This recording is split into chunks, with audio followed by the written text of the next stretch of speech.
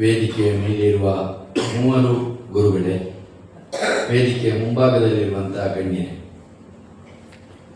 ಮಹಾತ್ಮ ಗಾಂಧಿಯವರು ಅವರ ಹಿಂದೂ ಸ್ವರಾಜ್ನಲ್ಲಿ ಕೊನೆಗೆ ಒಂದು ಮಾತನ್ನು ಬರೀತಾರೆ. What is Swaraj? ಸ್ವರಾಜ್ಯಕ್ಕಾಗಿ ಏನು ಮಾಡಬೇಕು ಅಂತ ಹೇಳುವ ಪ್ರಶ್ನೆ. ಅದು ಪ್ರಶ್ನೆಯನ್ನು ಅವರೇ ಕೇಳಿದ್ದು, ಉತ್ತರವನ್ನು ಅವರೇ ಕೊಟ್ಟದ್ದು. ಅವರ ಎಡಿಟರ್ನ ರೀತಿಯಲ್ಲಿ ಅದರಲ್ಲಿ ಆ ಪುಸ್ತಕದಲ್ಲಿ ನಿರೂಪಣೆ ಮಾಡಿದ್ದಾರೆ. ಅವರೊಂದು ಮಾತು ಹೇಳ್ತಾರೆ, ನನ್ನ ಕೆಲಸವನ್ನು ನಾನು ಮಾಡ್ತೇನೆ ಅಷ್ಟೇ. ಸ್ವರಾಜ್ಯ ಅಂದರೆ ಅಷ್ಟೇ, ನನ್ನ ಕೆಲಸವನ್ನು ನಾನು ಮಾಡ್ತೇನೆ. ಈ ಒಂದು ತತ್ವ ಇವತ್ತು ಬಹಳ ಅಗತ್ಯ ಅಂತ ನಾನು ಅಂದ್ಕೊಂಡಿದ್ದೇನೆ. ಇಲ್ಲೀಗ ಗಾಂಧಿ ಸ್ಮೃತಿ ತುಂಬ ವಿರಳವಾಗಿ ನಾವು ಅಫಿಷಿಯಲ್ ಆಗಿ ಮಾಡುವಂಥದ್ದು ಮಾಡ್ತೇವೆ. ಔಪಚಾರಿಕ ಕಾರಣಕ್ಕಾಗಿ ಮಾಡೋದನ್ನು ಬಿಟ್ಟರೆ ಸ್ವ ಇಚ್ಛೆಯಿಂದ ನನಗೆ ಮಾಡಬೇಕು, ನಾನು ಮಾಡ್ತೇನೆ ಅನ್ನೋ ದೃಷ್ಟಿಕೋನ ಇಟ್ಟುಕೊಂಡು ಮಾಡುವಂಥವರ ಸಂಖ್ಯೆ ಕಡಿಮೆ. ಆ ರೀತಿಯಲ್ಲಿ ಇಲ್ಲಿ ಸಂಘಟಕರು ವ್ಯವಸ್ಥೆಯನ್ನು ಮಾಡಿದ್ದಾರೆ. ಅದಕ್ಕಾಗಿ ನಾನು ಅಭಿನಂದಿಸ್ತೇನೆ. ನಮಗೆ ಮಾಡಬೇಕು ಅಂತ ಅನಿಸಿದ್ದು ಮಾಡಿದ್ದೇವೆ ಅಷ್ಟೇ. ಅದು ಬಹಳ ಮುಖ್ಯ. ಸ್ವರಾಜ್ಯದ ಸಾಧನೆಯಲ್ಲಿ ಏನನ್ನು ಮಾಡುವುದಿದ್ರು ಗಾಂಧಿಯನ್ನು ನಾವು ನಂಬುವುದಾದರೆ ನಾವು ನಂಬಬೇಕು ಅಷ್ಟೇ.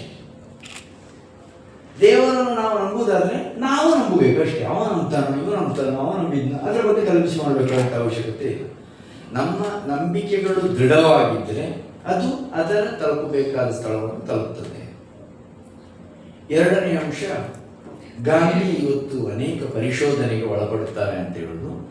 ಪರಿಶೋಧನೆಗೆ ಒಳಪಡುವುದು ಏನು ತಪ್ಪ. ಅದರಲ್ಲಿ ಪ್ರಚಾರದ ಜೊತೆ ಅಪಪ್ರಚಾರವೂ ಬರ್ತದೆ. ಇದೆಲ್ಲ ಸರ್ವೇ ಸಾಧಾರಣವಾದದ್ದು.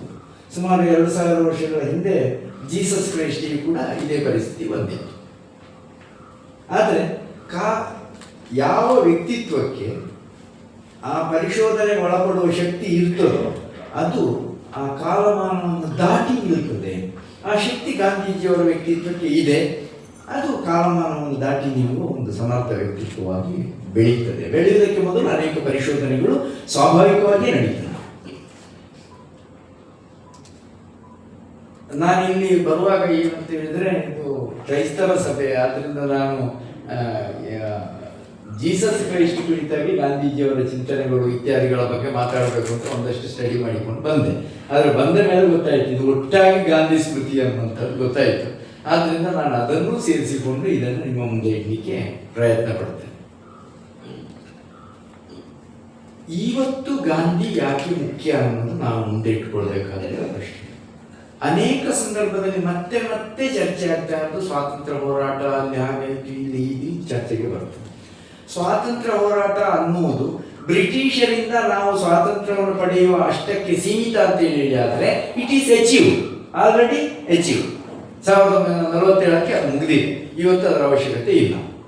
ಆದರೆ ಸ್ವಾತಂತ್ರ್ಯ ಅನ್ನೋ ಪರಿಕಲ್ಪನೆಗೆ ಅದನ್ನು ದಾಟಿದ ಒಂದು ಮಹತ್ವ ಇದೆ ಅಂತೇಳಿ ಹೇಳುವುದನ್ನು ತೋರಿಸಿಕೊಟ್ಟವರು ಮಹಾತ್ಮ ಗಾಂಧಿಯವರು. ಸ್ವರಾಜ್ಯ ಅನ್ನುವ ಗಾಂಧೀಜಿಯವರ ಪರಿಕಲ್ಪನೆ ಬ್ರಿಟಿಷರಿಂದ ಸ್ವಾತಂತ್ರ್ಯ ಅನ್ನುವ ಸರಳ ಪರಿಕಲ್ಪನೆಗಿಂತ ತುಂಬ ಭಿನ್ನವಾದದ್ದು. ಗಾಂಧಿ ಒಂದು ತುಂಬ ಕಡೆ ಕೋಟ್ ಮಾಡ್ತಾರೆ ವಿಚಾರವನ್ನು. ಒಬ್ಬ ಮಹಿಳೆ ಏಕಾಂಗಿಯಾಗಿ ನಡುರಾತ್ರಿಯಲ್ಲಿ ಚಲಿಸಲಿಕ್ಕೆ ಸಾಧ್ಯವಾಗುವಂಥ ಒಂದು ಸ್ಥಿತಿ ಬರಬೇಕು ಅಂತ ಗಾಂಧಿ ಹೇಳಿದರು. ಅದು ಯಾವಾಗ ಬರ್ತದೆ ಅದು ಅಂತ ಹೇಳಿದ್ರೆ, ಪ್ರತಿಯೊಬ್ಬ ವ್ಯಕ್ತಿಯು ಸ್ವಯಂ ಶಿಸ್ತಿನಿಂದ ತನ್ನನ್ನು ತಾನು ನಿಯಂತ್ರಿಸಿಕೊಳ್ಳಲು ಸಾಧ್ಯವಾದಂತಹ ಒಂದು ಸನ್ನಿವೇಶದಲ್ಲಿ ಗಾಂಧಿ ಹೇಳಿದ ಆ ಸ್ಥಿತಿ ಬರ್ತದೆ. ಆ ಸ್ವಯಂ ಶಿಸ್ತಿನಿಂದ ನಿರ್ಮಾಣವಾಗುವುದು ಗ್ರಾಮ ಸ್ವರಾಜ್ಯ. ಸ್ವರಾಜ್ಯ ಅನ್ನುವುದು ಅಲ್ಲಿ. ಅಂತ ಸ್ವರಾಜ್ಯದಲ್ಲಿ ಹೇಗಿರ್ತದೆ ಅಂದರೆ ಜನಗಳು ಸ್ವ ಇಚ್ಛೆಯಿಂದ ನಿಯಮಗಳನ್ನು ಪಾಲಿಸ್ತಾರೆ, ಪೊಲೀಸರ ಭಯದಿಂದ ಅಲ್ಲ. ನಮ್ಮ ಪರಿಸ್ಥಿತಿ ನೋಡಿ, ಇವತ್ತಿನ ನಮ್ಮನ್ನು ನಾವು ಅವಲೋಕನ ಮಾಡಿಕೊಂಡ್ರೆ, ನಾವು ಕೈಯಲ್ಲಿ ಒಂದು ಏನಾದರೂ ಕಸ ಇದೆ ಅಂತ ಹೇಳಿ ಆದರೆ ಯಾರಾದ್ರೂ ನೋಡ್ತಾ ಇದ್ದಾರೆ ಅಂತಂದ್ರೆ ಅದನ್ನು ಅಲ್ಲಿ ಹಾಕುವುದಿಲ್ಲ. ಯಾರು ನೋಡುವುದಿಲ್ಲ ಅಂತ ಹೇಳಿದರೆ ಅಲ್ಲಿ ಹೆಸರು ಹೋಗ್ತಾ ಇರೋದು. ಈ ಪರಿಸ್ಥಿತಿ ಬದಲಾಗಬೇಕು ಅಂತ ಹೇಳುದು ಗಾಂಧೀಜಿಯವರ ಸ್ವರಾಜ್ಯ. ಯಾರು ನೋಡ್ಲಿ ನೋಡದೇ ಇರಲಿ, ಕಸವನ್ನು ಹೇಗೆ ವಿಲೇವಾರಿ ಮಾಡಬೇಕು ಅಂತ ನನಗೆ ಗೊತ್ತಿರಬೇಕು. ಒಬ್ಬ ಮಹಿಳೆ ಒಂದು ರಾತ್ರಿ ಏಕಾಂಗಿಯಾಗಿ ನಡೆದುಕೊಂಡು ಹೋಗ್ಲಿಕ್ಕೆ ಯಾವಾಗ ಸಾಧ್ಯ ಆಗ್ತದೆ? ಇಲ್ಲಿ ಇದು ದೇಶದಲ್ಲಿರುವ ಎಲ್ಲ ಗಂಡಸರಿಗೂ ಕೂಡ ಒಬ್ಬ ಮಹಿಳೆಯನ್ನು ಗೌರವಿಸುವುದು, ಗೌರವದಿಂದ ಕಾಣುವುದು ನನ್ನ ಜವಾಬ್ದಾರಿ ಅಂತ ಹೇಳುವ ಸ್ವಯಂ ಪ್ರಜ್ಞೆ ಬಂದು ಆ ಸ್ವಯಂ ಶಿಸ್ತಿಗೆ ಆತ ಬದ್ಧನಾಗಿರುವಂತಹ ಒಂದು ಸಮಾಜ ನಿರ್ಮಾಣವಾದಾಗ ಸಾಧ್ಯ. ಈ ಸ್ವರಾಜ್ಯ ಅನ್ನೋದು ಗಾಂಧಿಯೇ ಹೇಳಿದ್ದಾರೆ, ಸ್ವರಾಜ್ಯ ಅನ್ನೋದು ನನ್ನ ಜೀವಿತಾವಧಿಯಲ್ಲಿ ಸಿಗುವುದಿಲ್ಲ, ಅದು ನನಗೆ ಗೊತ್ತುಂಟು ಅಂತೇಳಿ ಹೇಳಿದ್ದಾರೆ ಅವರು. ಈ ಸ್ವರಾಜ್ಯ ಅನ್ನೋದು ಎಷ್ಟು ಬೃಹತ್ತಾದಂಥ ಒಂದು ತತ್ವ ಅಂತ ಹೇಳಿದ್ರೆ, ಗಾಂಧೀಜಿ ಒಬ್ಬರು ಶುದ್ಧ ಧಾರ್ಮಿಕರು. ಆ ಬಗ್ಗೆ ನಾನು ಆಮೇಲೆ ಅದರ ಬಗ್ಗೆ ಒಂದಷ್ಟು ವಿಚಾರವನ್ನು ಹೇಳಲಿಕ್ಕೆ ಪ್ರಯತ್ನ ಮಾಡ್ತೀನಿ. ಅವರು ಇಡೀ ಜಗತ್ತನ್ನು ಒಂದು ಅಂತೇಳಿ ಪರಿಭಾವಿಸಲಿಕ್ಕೆ ಸಾಧ್ಯವಾಯಿತು. ಈ ಈಶಾವಾಸ್ಯ ಉಪನಿಷತ್ತಿನಲ್ಲಿ ಬರ್ತದೆ, ಯಸ್ತು ಸರ್ವಾಣಿ ಭೂತಾನಿ ಆತ್ಮನ್ಯವಾನ ಪಶ್ಯತಿ ಸರ್ವಭೂತೇಷು ಚ ಆತ್ಮಾನ ತತ್ವನ ವಿಜುಗುಪ್ಸತೆ. ಸೃಷ್ಟಿಯಲ್ಲಿರುವ ಪ್ರತಿಯೊಂದು ಜೀವಿಯಲ್ಲಿಯೂ ನಿನ್ನ ಆತ್ಮವನ್ನು ಕಾಣಬೇಕು ಅಂತ ಹೇಳುವುದು ಅದರ ಇದು ತತ್ವ. ಅದನ್ನು ವಾಸ್ತವದಲ್ಲಿ ಸಾಧಿಸುವುದು ಕಷ್ಟ ಅಂತ. ಗಾಂಧಿಗೂ ಅದು ಪೂರ್ತಿ ಸಾಧ್ಯ ಆಗಲಿಲ್ಲ, ಆದರೆ ಸಾಧ್ಯವಾಗಿಸುವ ಪ್ರಯತ್ನವನ್ನು ಅವರು ಮಾಡಿದ್ದಾರೆ. 1947ರಲ್ಲಿ ಏನಾಗ್ತದೆ ಅಂತ ಹೇಳಿದ್ರೆ, ಇಲ್ಲಿ ಹಿಂಸೆ ಶುರುವಾಗ್ತದೆ, ಮತೀಯ ಗಲಭೆಗಳೆಲ್ಲ ಶುರುವಾಗ್ತದೆ. ಆಗ ವಿನ್ಸ್ಟನ್ ಚರ್ಚಿಲ್ ಅವರು ಒಂದು ಮಾತು ಹೇಳ್ತಾರೆ, ಇನ್ನು ಭಾರತದಲ್ಲಿ ಸದಾಕಾಲ ರಕ್ತಪಾತವೇ ನಡೀತಾ ಇರ್ತದೆ ಅಂತ ಒಂದು ಸ್ಟೇಟ್ಮೆಂಟ್ ಕೊಡ್ತಾರೆ, ಬ್ರಿಟನ್ನ ಮಾಜಿ ಪ್ರಧಾನಮಂತ್ರಿ. ಅದಕ್ಕೆ ಗಾಂಧೀಜಿಯವರು ಒಂದು ಉತ್ತರವನ್ನು ಕೊಡ್ತಾರೆ, ಇನ್ನು ಮುಂದೆ ಭಾರತದಲ್ಲಿ ಸದಾಕಾಲವೂ ರಕ್ತಪಾತ ಮತ್ತು ಹಿಂಸೆ ನಡೀತದೆ ಅಂತೇಳಿ ಮಿಸ್ಟರ್ ಚರ್ಚಿಲ್ ಹೇಳುವುದಾದರೆ ಬ್ರಿಟನ್ ಹೇಗೆ ನೆಮ್ಮದಿಯಲ್ಲಿರಲಿಕ್ಕೆ ಸಾಧ್ಯ ಆಗ್ತದೆ? ಯಾಕೆಂತ ಹೇಳಿದ್ರೆ, ಬ್ರಿಟನ್ ಮತ್ತು ಭಾರತ ಅನ್ನುವಂಥದ್ದು ಗಾಂಧೀಜಿಯವರಿಗೆ ಎರಡು ರಾಷ್ಟ್ರಗಳಾಗಿ ಮಾತ್ರ ಬೇರೆ ಬೇರೆ, ಆದರೆ ಮಾನವ ಸಮಾಜವಾಗಿ ಒಂದೇ. ಅದು ಕೊರೋನಾ ಬಂದಾಗ ನಮಗೆ ಗೊತ್ತಾಯ್ತದು, ಚೀನಾ ಬೇರೆ ರಾಷ್ಟ್ರವಾದರೂ ಅಲ್ಲಿ ಬಂದದ್ದು ನಮಗೂ ತಾಗಿತ್ತು, ಲ್ಯಾಟಿನ್ ಅಮೆರಿಕಕ್ಕೂ ತಾಗಿತ್ತು. ಇಡೀ ಜಗತ್ತನ್ನು ಒಂದಾಗಿ ಪರಿಭಾವಿಸಿಕೊಳ್ಳುವಂತಹ ಒಂದು ವಿಶ್ವಾತ್ಮಕ ದೃಷ್ಟಿಕೋನ ಅನ್ನೋದು ಇದು ಗಾಂಧಿಯವರನ್ನು ಯಶಸ್ವಿ ವ್ಯಕ್ತಿಯಾಗಿ ಮಾಡಿದ್ದು. ನೋಡಿ, ಬ್ರಿಟಿಷರ ವಿರುದ್ಧ ಹೋರಾಟ ಅನೇಕರ ಪರಿಕಲ್ಪನೆಯಾಗಿತ್ತು. ಗಾಂಧೀಜಿ ಬ್ರಿಟಿಷರ ವಿರುದ್ಧ ಹೋರಾಟ ಮಾಡಲಿಲ್ಲ, ಇದನ್ನು ಸ್ಪಷ್ಟಪಡಿಸಿಕೊಳ್ಬೇಕು.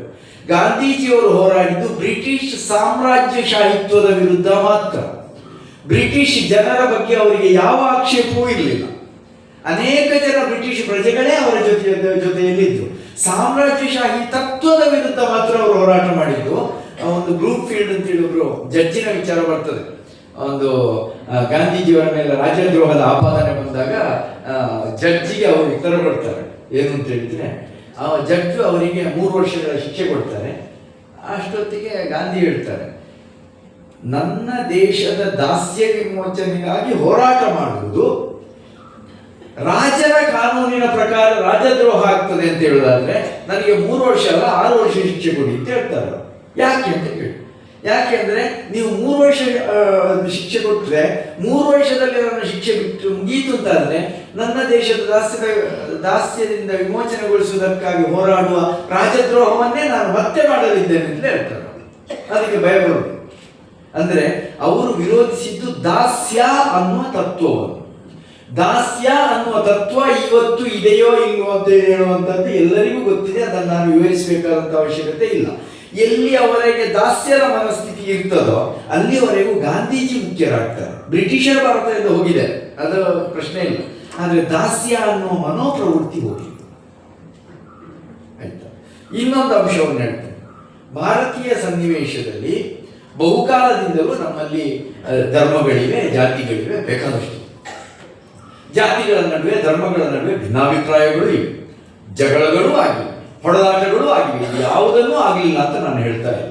ಆಗಲಿಲ್ಲ ಅಂತ ಹೇಳಿದ್ರೆ ಸುಳ್ಳು ಹೇಳಿದಾಗ ಆಗಿದೆ. ಆದರೆ ಇದನ್ನು ಕಂಡುಕೊಳ್ಳುವುದಕ್ಕೆ 2 ಮೆಥಡ್ ಇದೆ. ಒಂದೇನಂದ್ರೆ, ಇವನಿಗೂ ಅವನಿಗೂ ಸಿಟ್ಟು ಬಂತು, ಜಗಳ ಆಯಿತು, ಏನೋ ಗಲಾಟೆ ಆಯಿತು, ಹೊಡೆದಾಟಿತ್ತು, ಸತ್ರು, ಎಲ್ಲ ಆಯಿತು, ಮುಗೀತು, ಅಲ್ಲಿಗೆ ಅದು ಫಿನಿಶ್. ಮತ್ತೆ ಅದಿಲ್ಲ, ಮತ್ತೆ ಅವರು ಮಾಮೂಲಿನಾಗಿ ಬದುಕ್ತಾ ಇರ್ತಾರೆ, ಸಮುದಾಯಗಳು ಬದುಕ್ತಾ ಇರ್ತಾರೆ. ಇನ್ನೊಂದು ಏನು ಅಂತ ಹೇಳಿದ್ರೆ, ಒಂದು ಎಲ್ಲಿಯೋ ಒಂದು ಗಲಾಟೆ ಜಗಳ ಆದರೆ ಅದನ್ನೊಂದು ಸಿಸ್ಟಮ್ಯಾಟಿಕ್ ಥಿಯರಿಯಾಗಿ ಡೆವಲಪ್ ಮಾಡಿಕೊಂಡು ಇವರು ನಮಗೆ ವಿರೋಧ ಎನ್ನುವ ಒಂದು ಚಿಂತನಾತ್ಮಕ ಕ್ರಮವನ್ನು ರೂಪಿಸುವುದು. ಈ ಕ್ರಮ ಭಾರತದಲ್ಲಿ ಶುರುವಾದದ್ದು ವಸಾಹತುಶಾಹಿತ್ವದ ಆಡಳಿತ ಬಂದ ನಂತರ. ಅದಕ್ಕಿಂತ ಮೊದಲು ಇವರೆಲ್ಲ ಈ ರೀತಿಯ ಕ್ರಮದವರು, ಈ ರೀತಿ ತೊಂದರೆಯನ್ನು ಮಾಡ್ತಾರೆ ಅಂತ ಹೇಳುವ ಒಂದು ನೆರೇಟಿವ್ ಬಿಲ್ಡ್ ಆಗಿರಲಿಲ್ಲ. ಬದಲಿಗೆ ಹೇಗಿತ್ತು, ಆಯಾ ಸಂದರ್ಭದಲ್ಲಿ ಜಗಳಗಳು ಗಲಾಟೆಗಳು ಆಗಿವೆಪ್ಪ, ಅದು ಮುಗಿಯಿತು, ಆಮೇಲೆ ಮಾಮೂಲಿಯಾಗಿ ಇಡೀ ಸಮಾಜ ಒಟ್ಟಾಗಿ ಹೋಗ್ತಾ ಇರ್ತದೆ. ಆ ರೀತಿ ನಡ್ಕೊಂಡಿದ್ದದ್ದು. ಇದು ವಸಾಹತುಶಾಹಿತ್ವ ಅನ್ನುವಂಥದ್ದು ಸೃಷ್ಟಿ ಮಾಡಿದ ಥಿಯರಿ. ಈ ಥಿಯರಿ ಇದೆ ಅಲ್ಲ, ಈ ಥಿಯರಿ ಇವತ್ತಿಗೂ ಭಾರತದಲ್ಲಿದೆ. ಅದು ಜಾತಿಯ ಆಧಾರದಲ್ಲಿರ್ಬೋದು, ಧರ್ಮದ ಆಧಾರದಲ್ಲಿರ್ಬೋದು. ಎಲ್ಲಿಯವರೆಗೆ ಈ ಥಿಯರಿ ಭಾರತದಲ್ಲಿ ಇರ್ತದೋ ಅಲ್ಲಿಯವರೆಗೂ ಗಾಂಧೀಜಿ ಮತ್ತೆ ಮತ್ತೆ ಪ್ರಸ್ತುತರಾಗ್ತಾನೆ ಹೋಗ್ತಾರೆ. ಯಾಕೆಂತ ಹೇಳಿದ್ರೆ ವಸಾಹತುಶಾಹಿತ್ವದಿಂದ ನಾವು ವಿಮೋಚಿತರಾಗಿಲ್ಲ ಅಂತ. ಆಡಳಿತ ಹೋಗಿರ್ಬೋದು, ವಸಾಹತುಶಾಹಿ ಆಡಳಿತ ಹೋಗಿರ್ಬೋದು, ಆದರೆ ವಸಾಹತುಶಾಹಿ ಚಿಂತನೆ ಹೊರಟು ಹೋಗಿಲ್ಲ. ಆ ಚಿಂತನೆಯಿಂದ ಮುಕ್ತಿಯನ್ನು ಪಡೆಯುವವರೆಗೆ ಗಾಂಧೀಜಿಯವರ ಪ್ರಸ್ತುತತೆ ಮತ್ತೆ ಮತ್ತೆ ಇದೆ ಅಂತ ಹೇಳುವಂಥದ್ದನ್ನು ಅರ್ಥ ಮಾಡಿಕೊಳ್ಬೇಕು. ಇನ್ನು ಸ್ವಾತಂತ್ರ್ಯ ಹೋರಾಟಕ್ಕೆ ಗಾಂಧೀಜಿಯವರ ಮಹತ್ವ ಏನಿದೆ ಅಂತ ಹೇಳಿದ್ರೆ, ಒಂದು ಸಶಸ್ತ್ರ ಕ್ರಾಂತಿಯಿಂದ ಹೋರಾಟ ಸಾಧ್ಯವಾಗುತ್ತಿರಲಿಲ್ಲವೇ ಅನ್ನುವ ಒಂದು ಪ್ರಶ್ನೆ. ಈ ಪ್ರಶ್ನೆ ನನ್ನನ್ನು ಕೇಳಿದ್ರೆ ಸಾಧ್ಯವಾಗುತ್ತಿರಲಿಲ್ಲ. ಯಾಕೆ ಸಾಧ್ಯವಾಗ್ತಾ ಇರಲಿಲ್ಲ ಅಂತ ಹೇಳಿದ್ರೆ, ಪೋರ್ಚುಗೀಸರು ಮೊದಲಿಗೆ ಭಾರತಕ್ಕೆ ಬಂದವರು, ಅವರು Francisco de Almeida blue water policy ಅನ್ನುವಂಥ ಒಂದು ನೀತಿಯನ್ನು ಜಾರಿಗೆ ತಂದರು. ಅಂದ್ರೆ ಸಮುದ್ರದ ಮೇಲೆ ನಮಗೆ ಪರಮಾಧಿಕಾರ ಇರಬೇಕು. 100 ವರ್ಷಗಳ ಕಾಲ ಪೋರ್ಚುಗೀಸರೇ ಪರಮಾಧಿಕಾರಿಗಳಾಗಿತ್ತು.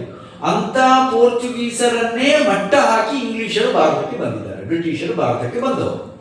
ಮತ್ತು ಇತಿಹಾಸದ ವಿದ್ಯಾರ್ಥಿಯಾಗಿ ನಾನು ಇತಿಹಾಸದ ಅಧ್ಯಾಪಕ, ಇತಿಹಾಸದ ವಿದ್ಯಾರ್ಥಿ.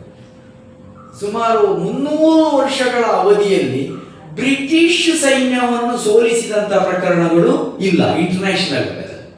ಆಯಾ ಪ್ರಾಸಂಗಿಕವಾಗಿ ಅದರಲ್ಲಿ ಸೋತದ್ದು ಉಂಟು, ಇಲ್ಲ ಅಂತ ನಾನು ಹೇಳುವುದಿಲ್ಲ. ಇಲ್ಲಿ ಹೈದರಾಲಿ ಒಂದ್ಸಲ ಸೋಲಿಸಿದ್ದು ಉಂಟು, ಇಲ್ಲ ಅಂತ. ಆದರೆ ಸಮಗ್ರವಾಗಿ ಬ್ರಿಟಿಷ್ ಸೇನೆಯನ್ನು ಸೋಲಿಸಿದಂತ ಫೋರ್ಸ್ 2 ಘಟನೆಗಳಿವೆ. ಒಂದು ಐರ್ಲೆಂಡ್ ಅಲ್ಲಿ, ಮತ್ತೊಂದು ಅಮೆರಿಕ ಸ್ವಾತಂತ್ರ್ಯ ಸಂಗ್ರಾಮ ನಡೆದಿದೆ. ಅಮೆರಿಕ ಸ್ವಾತಂತ್ರ್ಯ ಸಂಗ್ರಾಮದಲ್ಲಿ ಅದು ಮಾಜಿ ಬ್ರಿಟಿಷರ ವಿರುದ್ಧ ಹೋರಾಟ ಮಾಡಿದ್ರು. ಅದು ಅವರವರೇ ನಿಜವಾಗಿ ಅದು ಅಮೆರಿಕದಲ್ಲಿ ಸೆಟ್ಲ್ ಆದ ಬ್ರಿಟಿಷರು ಹೋರಾಟ ಮಾಡಿದ್ದೆ ಹೊರತು ರೆಡ್ ಇಂಡಿಯನ್ಸ್ ಮಾಡಿದ ಹೋರಾಟ ಅಲ್ಲ, ಅಲ್ಲಿ ಮೂಲ ನಿವಾಸಿಗಳು ಮಾಡಿದ ಹೋರಾಟ ಅಲ್ಲ. ಐರ್ಲೆಂಡ್ ಅಲ್ಲಿ ಹೋಮ್ ರೂಲ್ ಅನ್ನು 100 ವರ್ಷಗಳಿಂದ ಅವರು ಕೇಳ್ತಾ ಬಂದು ಆಮೇಲೆ ಅಲ್ಲಿ ವಿಭಜನೆ ಇತ್ಯಾದಿ ಎಲ್ಲ ಏನೋ ಎಲ್ಲ ಮಾಡಿ ಕೊಟ್ಟರು. ಇದು 2 ಪ್ರಕರಣವನ್ನು ಬಿಟ್ಟರೆ ಕ್ರೀಮಿಯಾ ಯುದ್ಧದಿಂದ ಹಿಡಿದದ್ದು 2ನೇ ಮಹಾಯುದ್ಧದವರೆಗೆ ಬ್ರಿಟಿಷ್ ಸೇನೆಯನ್ನು ಯಾರೂ ಸೋಲಿಸಿದೆ. ಅಂತಹದ್ದಿದ್ದಾಗ ಈಗ 1857ರ ಕ್ರಾಂತಿ ನಮ್ಮಲ್ಲಿ ಯಶಸ್ವಿಯಾಗಿತ್ತು ಅಂತಲೇ ಇಟ್ಕೊಳ್ಳುವ. ಎಲ್ಲಿಯವರೆಗೆ ಓಡಿಸಬಹುದಿತ್ತು ಬ್ರಿಟಿಷರನ್ನು? ಸಮುದ್ರದವರೆಗೆ ಓಡಿಸಬಹುದಿತ್ತು. ಆದರೆ ಮೆಡಿಟರೇನಿಯನ್ ಸಮುದ್ರವನ್ನು ದಾಟಿ ಅವರನ್ನು ಬ್ರಿಟನ್ನಿನವರೆಗೆ ಕಳಿಸುವ ನೇವಲ್ ಫೋರ್ಸ್ ಭಾರತದಲ್ಲಿತ್ತ? ಯಾವ ರಾಜರ ಕೈಯಲ್ಲೂ ಇರಲಿಲ್ಲ. ಶಿವಾಜಿಯ ಕೈಯಲ್ಲಿ ನೇವಲ್ ಫೋರ್ಸ್ ಇತ್ತು, ಮರಾಠರ ಹತ್ರ ನೇವಲ್ ಫೋರ್ಸ್ ಇತ್ತು, ಆದರೆ ಕರಾವಳಿಯನ್ನು ರಕ್ಷಣೆ ಮಾಡಲಿಕ್ಕೆ ಸಾಕಾಗಿತ್ತು. ಆದರೆ ಸಮುದ್ರದ ಒಳಗೆ ಹೋಗಿ ಯುದ್ಧ ಮಾಡೋ ಪವರ್ ನೇವಲ್ ಫೋರ್ಸ್ ಇರಲಿಲ್ಲ. ಅದಕ್ಕಿಂತ ಒಂದು 500 ವರ್ಷಗಳ ಹಿಂದೆ ಹೋದ್ರೆ ಆ ಕಾಲದ ತಂತ್ರಜ್ಞಾನದ ಪ್ರಕಾರ ರಾಜೇಂದ್ರ ಚೋಳನ ಹತ್ರ ಆ ರೀತಿಯ ನೌಕಾಪಡೆ ಇತ್ತು. ಅಂದ್ರೆ ಬ್ರಿಟಿಷರನ್ನು ಯಾವ ರೀತಿಯಲ್ಲಿಯೂ ಎದುರಿಸಲಿಕ್ಕೆ ಸಾಧ್ಯ ಇರಲಿಲ್ಲ ಸಶಸ್ತ್ರ ಬಂಡಾಯದ ಮುಖಾಂತರ. ಆವಾಗ ದಾರಿ ಯಾವುದು ಅಂತ ಹೇಳಿದ್ರೆ ಅಹಿಂಸಾತ್ಮಕ ಚಳವಳಿಯ ದಾರಿಯೇ ಉಳ್ಕೊಂಡದ್ದು. ಭಾರತ ಅತ್ಯಂತ ಹತಾಶವಾಗಿದ್ದ ಸಂದರ್ಭದಲ್ಲಿ ಗಾಂಧಿ ಯಾಕೆ ಪ್ರಸ್ತುತರಾಗ್ತಾರೆ ಅಂದ್ರೆ, ಸಾಮಾಜಿಕವಾಗಿ ಅಥವಾ ರಾಜಕೀಯಾತ್ಮಕವಾಗಿ, ಆರ್ಥಿಕವಾಗಿ ಎಲ್ಲ ಸಂದರ್ಭದಲ್ಲಿಯೂ ಭಾರತ ಸಂಪೂರ್ಣ ಹದಗೆಟ್ಟು ಹೋದ ಪರಿಸ್ಥಿತಿಯಲ್ಲಿ ಗಾಂಧಿ ಎಮರ್ಜ್ ಆಗ್ತಾರೆ. ಇನ್ನು ಮುಂದೆ ಆದರೂ ಕೂಡ ಗಾಂಧಿ ಬರುವುದಕ್ಕಿಂತ ಮೊದಲು ಭಾರತ ಯಾವ ಸ್ಥಿತಿಯಲ್ಲಿತ್ತೋ ಅಷ್ಟು ಹತಾಶ ಸ್ಥಿತಿಗೆ ಹೋಗ್ಲಿಕ್ಕೆ ಸಾಧ್ಯ ಇಲ್ಲ. ಈ ಕಲ್ಲಿಕೋಟೆಯ ಒಬ್ಬ British collector East India company ಆಡಳಿತದ ಬಗ್ಗೆ ಬರೀತಾರೆ. ನಾವು ಹೇಗೆ ಬರೀತಾರೆ ಅಂದ್ರೆ, ಅವನ ಹೆಸರು ಬ್ರೌನಿಂಗ್ ಅಂತೇನೋ ಇರಬೇಕು, ನನ್ನ ಸರಿ ಅಲ್ಲದೆ ಒಂದು ವೇಳೆ ಸರಿ ನೆನಪಿಲ್ಲ. ಯಾರೋ ಒಬ್ಬ ಕಲೆಕ್ಟರ್, ಕಲ್ಲಿಕೋಟೆ ಕಲೆಕ್ಟರ್ ಬರೆಯುವ ಲೆಟರ್ ಅದು ಬ್ರಿಟಿಷ್ ಗವರ್ಮೆಂಟ್. ಹೇಗೆ ಅಂತ ಹೇಳಿದ್ರೆ, ಭಾರತದಲ್ಲಿ ಒಂದು ಊಟವನ್ನು ಕೊಟ್ಟರೆ ನವಜಾತ ಶಿಶುವನ್ನು ತಾಯಿ ಮಾರಾಟ ಮಾಡ್ತಾಳೆ, ಆ ಪರಿಸ್ಥಿತಿ ಇದೆ. ಅಷ್ಟು ಹತಾಶ ಸ್ಥಿತಿಗೆ ಅಂತೂ ಹೋಗ್ಲಿಕ್ಕೆ ಸಾಧ್ಯ ಇಲ್ಲ. ಅಂತ ಹತಾಶೆಯ ನಡುವಲ್ಲಿ ಎಮರ್ಜ್ ಆದವರು ಗಾಂಧಿ. ಆವಾಗ ಅಹಿಂಸೆ ಅಂತ ಹೇಳಿದ್ರೆ ಬರೀ ಅಹಿಂಸೆ ಅಂತ ಹೇಳುವಂಥದ್ದು ಅಷ್ಟೇ ಅಲ್ಲ.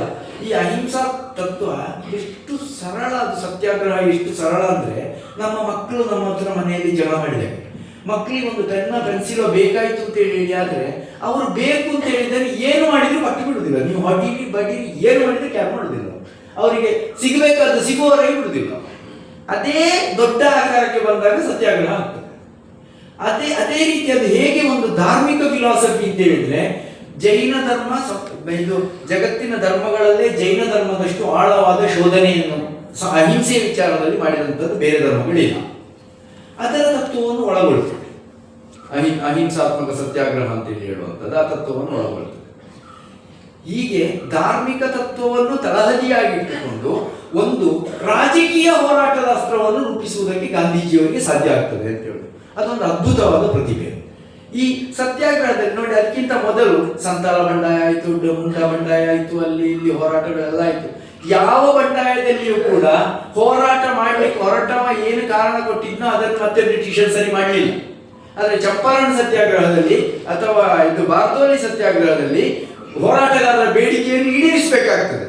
ಅದು ಸತ್ಯಾಗ್ರಹದ ಶಕ್ತಿ ಅಂತೇಳಿ ಅದನ್ನು ಸಾಧಿಸಲಿಕ್ಕೆ ಸಾಧ್ಯವಾಯಿತು ಅಂತೇಳಿ ಹೇಳಿ. ಹಾಗಂತೇಳಿ ಅಂತಿಮವಾಗಿ ಭಾರತಕ್ಕೆ ಸ್ವಾತಂತ್ರ್ಯ ಬಂದಾಗ ಕೇವಲ ಗಾಂಧೀಜಿಯವರ ಅಥವಾ ಅಹಿಂಸಾತ್ಮಕ ಹೋರಾಟದಿಂದ ಆಯ್ತು ಅಂತ ಹೇಳಿದ್ರೆ ಆಯ್ತು ಅಂತ ನಾನು ಒಪ್ಪುವುದಿಲ್ಲ. ನಾನೊಬ್ಬ ಇತಿಹಾಸ ವಿದ್ಯಾರ್ಥಿಯು ಹೌದು. ಎರಡನೇ ಮಹಾಯುದ್ಧದಲ್ಲಿ ಬ್ರಿಟಿಷರು ಸಂಪೂರ್ಣ ನೆಲಗಚ್ಚಿದ್ದು ಕೂಡ ಸ್ವಾತಂತ್ರ್ಯ ಬರುವುದಕ್ಕೆ ಒಂದು ಕಾರಣ, ಅದನ್ನು ಒಪ್ಕೊಳ್ಬೇಕು ನಾವು. ಆದ್ರೆ ಹಂತಕ್ಕೆ ಹೇಗೆ ತರಲಾಯಿತು ನೋಡಿ, ಕರ ನಿರಾಕರಣಾ ಚಳವಳಿ, ತೆರಿಗೆ ನಿರಾಕರಣಾ ಚಳವಳಿ ಅಂದ್ರೆ ಬ್ರಿಟಿಷ್ ಸರ್ಕಾರದ ಖಜಾನೆಗೆ ಹಣ ಹೋಗಬಾರ್ದು. ಹಣ ಹೋಗದೇ ಇದ್ದಾಗ ಪ್ರಭುತ್ವ ತಾನಾಗಿ ದುರ್ಬಲ ಆಗಲಿಕ್ಕೆ ಶುರುವಾಗ್ತದೆ. ಎರಡನೇ ಪಾಯಿಂಟು ಚರಕ ಚಳವಳಿ. ಇದು ಮೊನ್ನೆ ಒಬ್ಬರು ನನ್ನ ಹತ್ರ ಪ್ರಶ್ನೆ ಕೇಳಿದ್ರು, ಚರಕದಿಂದ ಹೇಗೆ ಸರ್ ಸ್ವಾತಂತ್ರ್ಯ ಸಿಗುವುದು ಅಂತ. ಸಿಕ್ಕುವುದು ಹೇಗೆ ಅಂತ ಹೇಳಿದ್ರೆ ಕಾನ್ಸೆಪ್ಟ್ ಅನ್ನು ಅರ್ಥ ಮಾಡಿಕೊಂಡಾಗ ಆಗ್ತದೆ. ಭಾರತದಲ್ಲಿ ಬ್ರಿಟಿಷರ ಅತ್ಯಂತ ದೊಡ್ಡ ಉದ್ಯಮ ಅಂತ ಹೇಳಿದ್ರೆ ಜವಳಿ ಉದ್ಯಮ, ಆಯ್ತಾ. ಚರಕ ಚಳವಳಿ ಅನ್ನೋದು ನಮ್ಮ ಬಟ್ಟೆಯನ್ನು ನಾವೇ ತಯಾರಿಸಿಕೊಳ್ಳುವ ಒಂದು ಪದ್ಧತಿಯನ್ನು ಬೆಳೆಸಿತು. ಇದರ ಪರಿಣಾಮವಾಗಿ ಬ್ರಿಟಿಷರ ಜವಳಿ ಉದ್ಯಮ ಬಿತ್ತು. ಈ ಜವಳಿ ಉದ್ಯಮ ಬಿದ್ದದಕ್ಕೆ ಬೇಕಾಗಿ ದುಂಡು ಮೇಜಿನ ಪರಿಷತ್ತಿಗೆ ಲಂಡನ್ಗೆ ಮಹಾತ್ಮ ಗಾಂಧಿಯವರು ಹೋಗಿದ್ದಾಗ ಮ್ಯಾಂಚೆಸ್ಟರ್ನ ಗಿರಣಿ ಮಿಲ್ಲಿನ ಕಾರ್ಮಿಕರು ಪ್ರತಿಭಟನೆಯನ್ನು ಮಾಡ್ತಾರೆ ಗಾಂಧೀಜಿ ವಿರುದ್ಧ, ನಮ್ಮ ಉದ್ಯೋಗವನ್ನು ತೆಗೆದಮೈಮ ಅಂತೇಳಿ. ಆಮೇಲೆ ಅವರಿಗೆ ಕನ್ವಿನ್ಸ್ ಮಾಡ್ತಾರೆ, ಅದು ಪಾರ್ಟ್ ಬೇರೆ. ಅಂದ್ರೆ ಇದರ ಆಧಾರದಲ್ಲಿ 1942 ಅಲ್ಲಿ ವೈಸರಾಯ್ ಓವೆಲ್ ಬ್ರಿಟಿಷ್ ಗವರ್ಮೆಂಟ್ಗೆ ಒಂದು ಲೆಟರ್ ಬರೀತಾರೆ, ಇನ್ನೂ ಭಾರತವನ್ನು ನಮ್ಮ ನಿಯಂತ್ರಣದಲ್ಲಿ ಇಟ್ಟುಕೊಳ್ಬೇಕಾದ್ರೆ ನಮ್ಮ ಖಜಾನೆ ಎಷ್ಟು ಬರಿದಾಗಿದೆ ಅಂತ ಹೇಳಿದ್ರೆ ಇಂಗ್ಲೆಂಡಿಂದ ಹಣ ಕೊಟ್ಟರೆ ಮಾತ್ರ ಭಾರತವನ್ನು ನಮ್ಮ ಕಂಟ್ರೋಲ್ ಇಟ್ಟುಕೊಳ್ಳಿಕ್ಕೆ ಸಾಧ್ಯ ಅಂತ ಬರೀತಾನೆ. ಅಂದ್ರೆ ಆರ್ಥಿಕವಾಗಿ ಅಷ್ಟು ಬ್ರಿಟಿಷ್ ಪ್ರಭುತ್ವ ದುರ್ಬಲಗೊಳ್ಳುವ ಹಾಗೆ ಮಾಡಲು ಗಾಂಧಿಗೆ ಸಾಧ್ಯವಾಗಿತ್ತು ಅಂತ.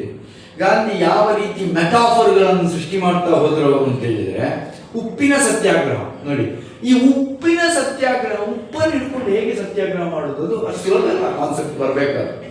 ಅದರ ಹಿಂದೆ ಒಂದು ಘಟನೆ ಇದೆ. ಈ ಮೀಟಿಂಗ್ ಆಗ್ತಾರೆ ಯಾವುದರ ಮೇಲೆ ಸತ್ಯಾಗ್ರಹ ಮಾಡುವ ಅಂತ. ಆವಾಗ ಒಬ್ಬೊಬ್ಬರು ಒಂದೊಂದು ಹೇಳ್ತಾರೆ, ರೈತರ ಸತ್ಯಾಗ್ರಹ ಮಾಡುವ, ಆಮೇಲೆ ಮತ್ತೊಂದು ಹೀಗೆ ಮಾಡ್ತಾರೆ. ಆವಾಗ ಗಾಂಧಿ ಹೇಳ್ತಾರೆ ಉಪ್ಪಿನ ಬಗ್ಗೆ ಸತ್ಯಾಗ್ರಹ ಮಾಡುವ.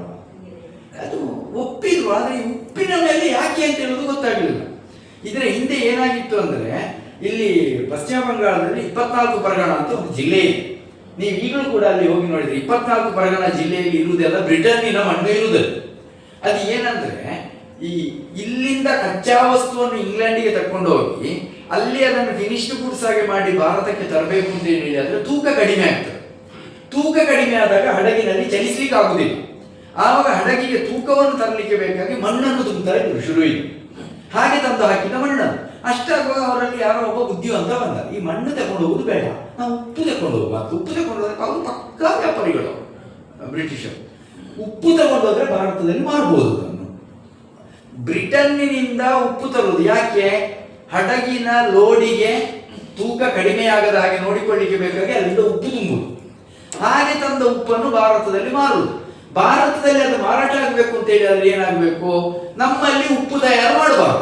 ನಮ್ಮಲ್ಲಿ ಉಪ್ಪು ತಯಾರು ಮಾಡದೇ ಇರಬೇಕಾದಕ್ಕಾಗಿ ಆದೇಶಗಳು. ಉಪ್ಪನ್ನು ತಯಾರಿಸುವಂತಿಲ್ಲ, ಉಪ್ಪನ್ನು ಸಾಗಿಸುವಂತಿಲ್ಲ, ಆಯ್ತಾ. ಇದು ಆ ಕಾಲಕ್ಕೆ. ಈಗ ಉಪ್ಪಿಗೆ ಒಂದು 10 ರೂಪಾಯಿಗೆಲ್ಲ ಉಪ್ಪು ಸಿಗ್ತದೆ.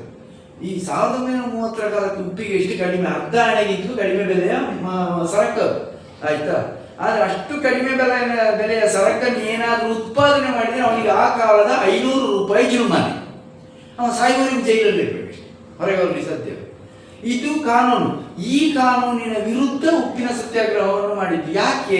ಉಪ್ಪು ಅನ್ನೋದು ಒಂದು ಅದ್ಭುತವಾದ ಮೆಟಾಫರ್. ಅದು ಭಾರತ ಸಾಂಪ್ರದಾಯಿಕ ರಾಷ್ಟ್ರ, ಅಂದರೆ ಎಸ್ಪೆಷಲಿ ಡೆಲ್ಲಿ ತುಂಬ ಸಾಂಪ್ರದಾಯಿಕ ರಾಷ್ಟ್ರ. ಮಹಿಳೆಯರಿಗೆ ಉಪ್ಪು ಬಹಳ ಚಿರಪರಿಚಿತ.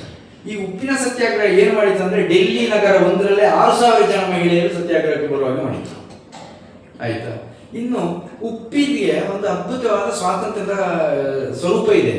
ಏನಂದ್ರೆ, ಒಂದು ಸಾಂಬಾರು ಮಾಡುವಾಗ ಎಲ್ಲ ಪದಾರ್ಥಗಳನ್ನು ನೀವು ಹಾಕಿ ರಾಯಲ್ ಆಗಿ ಮಾಡಿ, ಆದರೆ ಅದಕ್ಕೆ ಸ್ವಲ್ಪ ಉಪ್ಪು ಬೆರೆಸಲಿಲ್ಲ ಅಂತಂದರೆ ಅದು ತಿನ್ಲಿಕ್ಕೆ ಆಗುದಿಲ್ಲ, ರುಚಿ ಇರುವುದಿಲ್ಲ, ಉಳಿದದೆಲ್ಲ ಇರ್ತದೆ.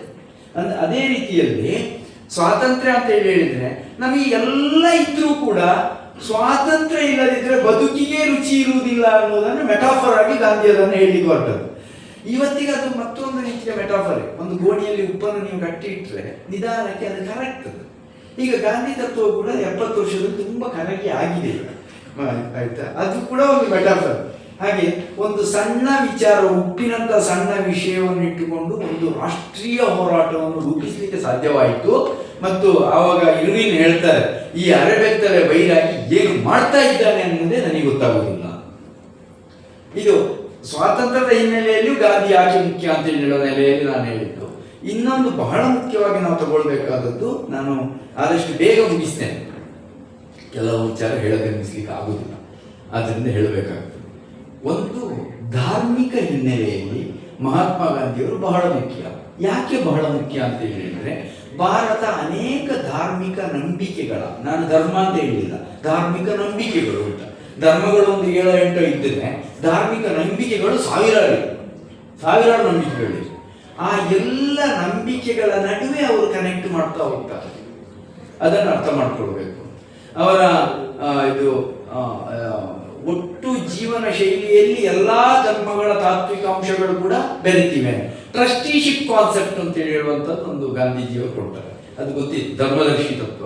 ಧರ್ಮದರ್ಶಿ ತತ್ವ ಅನ್ನುವಂಥದ್ದು ಯೇಸು ಕ್ರಿಸ್ತನ ಬೋಧನೆಯಿಂದ ಪ್ರಭಾವಿತವಾಗಿದೆ ಅಂತ ಹೇಳಿ ಯೇಸು ಕ್ರಿಸ್ತರ ಬಗ್ಗೆ ಇದು ಗಾಂಧೀಜಿ ಒಂದು ಮಾತು ಹೇಳ್ತಾರೆ, ಮನುಕುಲದ ಮಹಾನ್ ಶಿಕ್ಷಕ. ಮತ್ತು ಬೆಟ್ಟದ ಉಪದೇಶಗಳು, ಗಾಂಧೀಜಿಯ ಕಾಲಕ್ಕೆ ಯೇಸು ಕ್ರಿಸ್ತ ಇರಲಿಲ್ಲ ಅಂತ ಹೇಳುವ ಒಂದು ವಾದ ಇತ್ಯಾದಿ ಎಲ್ಲ ಇತ್ತು, ಆ ಸಂದರ್ಭದಲ್ಲಿ ಬಂದದ್ದು. ಇದು ಜೀಸಸ್ ಒಂದು ವೇಳೆ ಇಲ್ಲದೇ ಇದ್ರೂ ಕೂಡ ಬೆಟ್ಟದ ಉಪದೇಶಗಳನ್ನು ನಾನು ನಂಬ್ತೇನೆ ಅಂತ ಹೇಳ್ತಾರೆ. ಅದರಲ್ಲಿ ತುಂಬಾ ಕೋಟ್ಸ್ ಅಂತ ಹೇಳಿ ಒಬ್ರು ಬರ್ತಾರೆ, ಮೆಟ್ಲ್ಯಾಂಡ್ ಅಂತ ಹೇಳಿ ಒಬ್ರು ಬರ್ತಾರೆ, ಅಲ್ಲಿ ತುಂಬಾ ಚರ್ಚೆಗಳೆಲ್ಲ ಆಗ್ತವೆ ಕ್ರಿಶ್ಚಿಯಾನಿಟಿಯ ಕುರಿತಾರೆ. ಈ ಚರ್ಚೆಗಳು ನಡೀತಾ ಗಾಂಧಿ ಏನು ಹೇಳ್ತಾರೆ, ಗಾಂಧಿ ಯೇಸು ಕ್ರಿಸ್ತರನ್ನು ದೇವರ ಪುತ್ರ ಅಂತ ಒಪ್ಪುವುದಿಲ್ಲ. ಅವ್ರು ಏನು ಹೇಳ್ತಾರೆ ಅಂದ್ರೆ, ದೇವರ ಪುತ್ರ ಹೌದಾದ್ರೆ ನಾವೆಲ್ಲರೂ ದೇವರ ಮಕ್ಕಳೇ, ಗಾಂಧೀಜಿಯವರ ವಾದ. ಆದರೆ ಜೀಸಸ್ ಒಬ್ಬ ಮಹಾನ್ ಆದರ್ಶ ವ್ಯಕ್ತಿ, ಇಡೀ ಮಾನವ ಜನಾಂಗಕ್ಕೆ ಅವರ ಆದರ್ಶ ಅಂತೇಳಿ ಗಾಂಧೀಜಿಯವರು ಹೇಳ್ತಾರೆ. ಸಂವಾದಗಳೆಲ್ಲ ತುಂಬ ಚೆನ್ನಾಗಿದೆ, ಅದರ ಬಗ್ಗೆ ಒಂದು 2 ಗಂಟೆ ಮಾತಾಡ್ಬೋದು, ಅಷ್ಟು ವಿಷಯಗಳಿವೆ. ಒಂದು ಮಾತು ಹೇಳ್ತಾರೆ, ನನಗೆ ಧರ್ಮ ಜಿಜ್ಞಾಸೆಯನ್ನು ಕ್ರೈಸ್ತ ಬಂಧುಗಳು ಕಲಿಸಿದ್ರು ಅಂತ ಅವರ ಆತ್ಮಕಥೆಯಲ್ಲಿ ಹೇಳ್ತಾರೆ. ಧರ್ಮ ಜಿಜ್ಞಾಸೆಯನ್ನು ಕಲಿಸಿದ್ರು ಅಂತ ಹೇಳಿ. ಮತ್ತು ಅವರು ಮನುಷ್ಯನಲ್ಲಿ ಮಾತ್ರ ಆತ್ಮ ಇದೆ ಅನ್ನೋದನ್ನು ಒಪ್ಪಲ್ಲ. ಇನ್ನೊಂದು ಪ್ರಸಂಗ ಬರ್ತದೆ, ಒಬ್ಬ ಕ್ರೈಸ್ತ ಮಹಿಳೆ, ನೀವು ಕ್ರಿಶ್ಚಿಯಾನಿಟಿಗೆ ಬನ್ನಿ ಅಂತ ಗಾಂಧಿಯವರನ್ನು ಕರೀತಾರೆ. ಆವಾಗ ಗಾಂಧಿ ಹೇಳ್ತಾರೆ, ನನ್ನ ಅಂತರಂಗಕ್ಕೆ ಒಂದು ವೇಳೆ ನಾನು ಬರಬೇಕು ಅಂತೇಳಿ ಅನಿಸಿದ್ರೆ ಬಂದೇ ಬರ್ತೇನೆ ನಾನು ಅಂತ ಹೇಳ್ತಾರೆ. ಆದರೆ ಅವರು ಅಂತರಂಗಕ್ಕೆ ನನಗೆ ಅನಿಸ್ಲಿಲ್ಲ ಅಂತ ಹೇಳ್ತಾರೆ. ಯಾಕೆ ಅಂತ ಹೇಳುವಂಥದ್ದು ಅದು ಬೇರೆ ಡಿಸ್ಕಷನ್ ಆಯಾಮದಲ್ಲಿ ಹೋಗ್ತದೆ.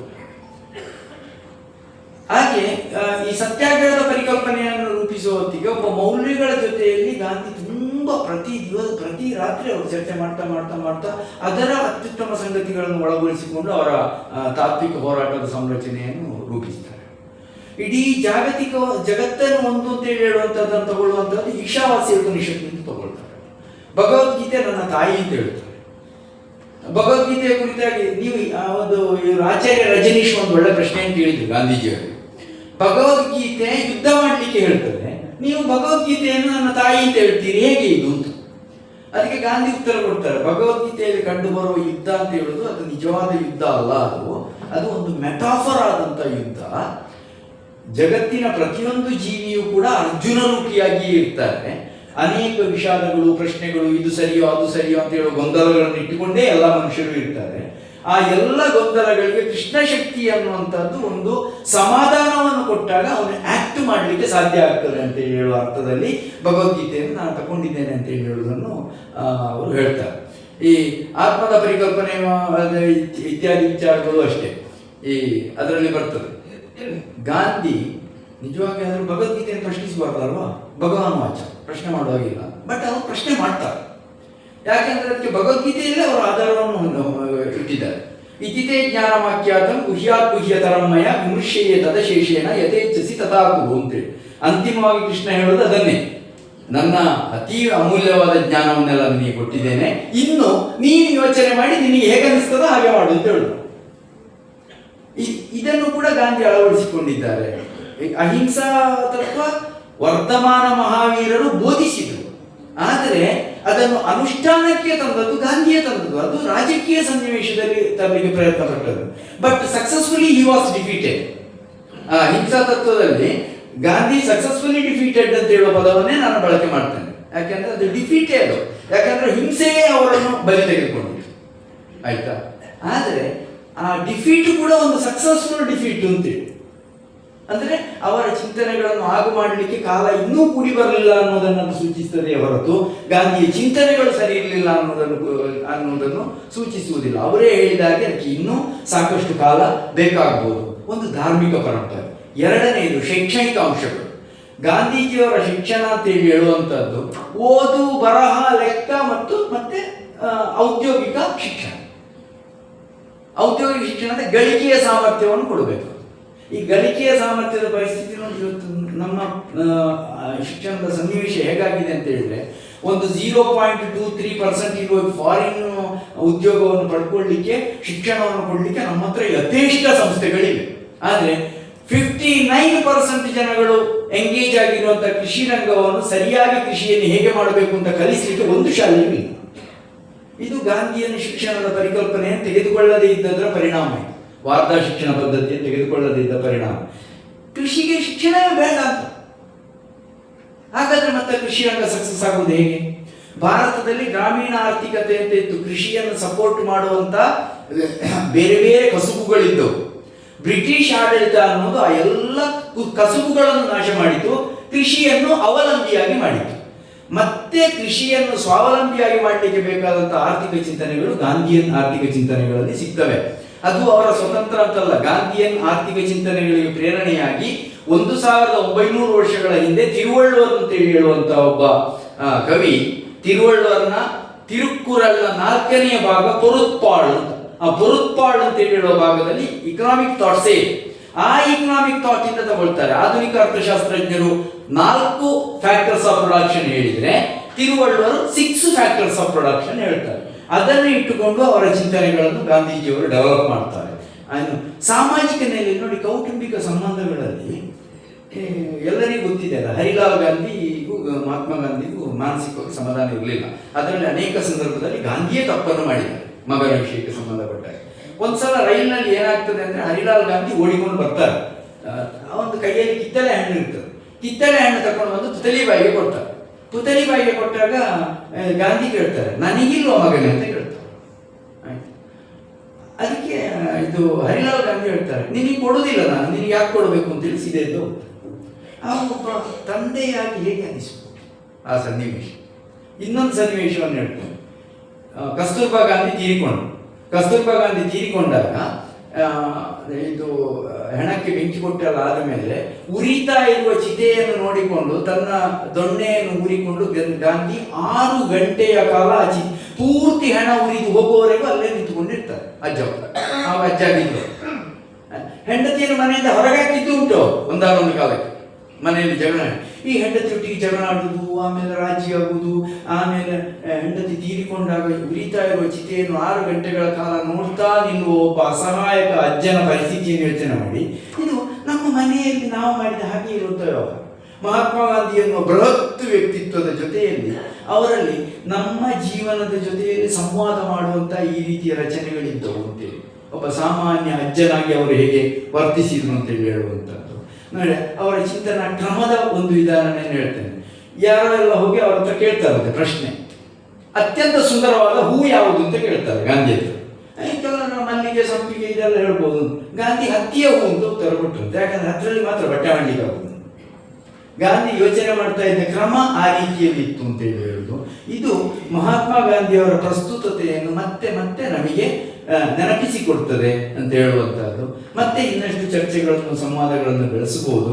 ಆ ರೀತಿ ಗಾಂಧಿ ಒಂದು ನಿರಂತರ ಸಂವಾದವಾಗಿ ಬೆಳೀತಾ ಇರಲಿ ಅಂತೇಳಿ ಹೇಳ್ತಾ ನನ್ನ ಮಾತುಗಳನ್ನು ಮುಗಿಸ್ತೇನೆ. ಕೇಳಿದ ಎಲ್ಲರಿಗೂ ಋಣಿಯಾಗಿದ್ದೇನೆ.